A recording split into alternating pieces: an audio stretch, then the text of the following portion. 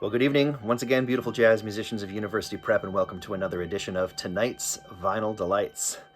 Very pleased to be with you tonight. It is April 2nd, and I have to mention I didn't get a video made last night, and I was hoping to, because last night was the official start of Jazz Appreciation Month. A few years ago, April was deemed Jazz Appreciation Month, and I was sad to miss posting a tonight's Vinyl Delights, but to be perfectly honest with you, I was pretty wrecked yesterday. After the passing of Wallace Roney 2 days ago, and then the passing of Ellis Marsalis yesterday, I was feeling pretty down, and I wasn't really in the mood. I was pretty tearful, and I don't think I would have made it through the video, to be honest with you. So sorry that I didn't get one out on the first night of Jam. They call it Jazz Appreciation Month, but I'm excited to feature tonight the amazing trumpet player Booker Little, and the reason he's our feature tonight is because it's his birthday today. He was born in 1938. He would have been 82 years old if he was still alive today. Sadly, he died at the age of 23. He had a weird blood disease and was gone. He was only on the scene for like 5 years, but he made such a lasting impact and really one of the unique voices on the trumpet. And his tone is just so remarkable to me. I love his tone so much. There's no one else that sounds like Booker Little, and that's really an amazing thing that you can say about a musician, right?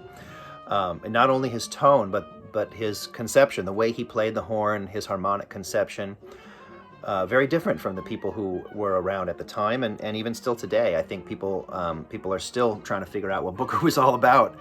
And I had the real honor and pleasure of taking a trumpet lesson from the trumpet player Jeremy Pelt today. And the reason that I sought him out was because he posted a video a couple weeks ago on Facebook where he was playing a song actually off of this record, and talking about how he couldn't really figure out how to play Booker's lines until he figured out how Booker used his air.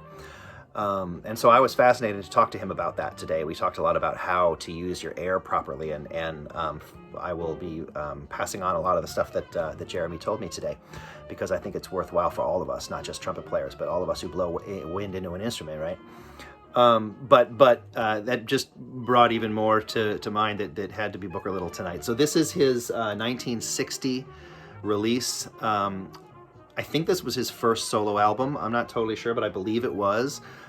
He had been working with Max Roach at the time, with Sonny Rollins. He was working with Eric Dolphy for a while. They put out a bunch of great records together. But this was, I think, the first time he got to put one out under his own name. He composed most of the songs on here and put together a phenomenal band, by the way. Wynton Kelly and Tommy Flanagan share the piano duties.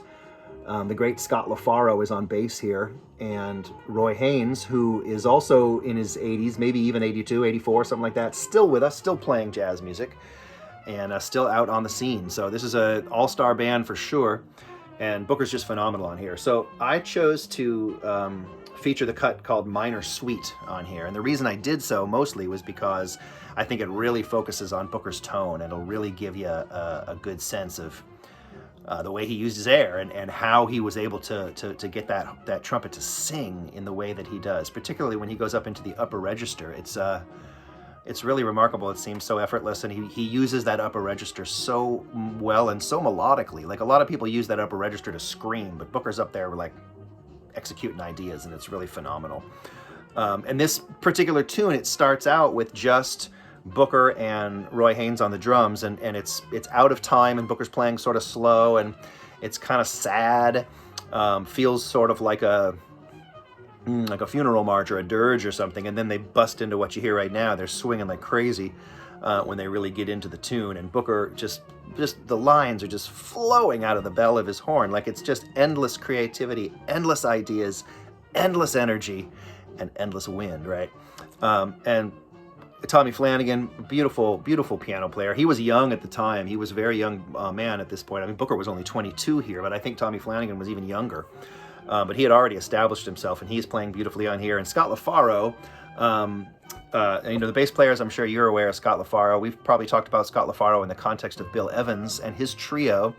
But LaFaro is another one of these guys who kind of figured out how to play the bass in a different way than most bass players were playing. He was much more conversational, not really inclined to just like straight walking, like straight quarter notes. He would often just be part of the conversation rather than trying to just keep time like a lot of bass players do, right?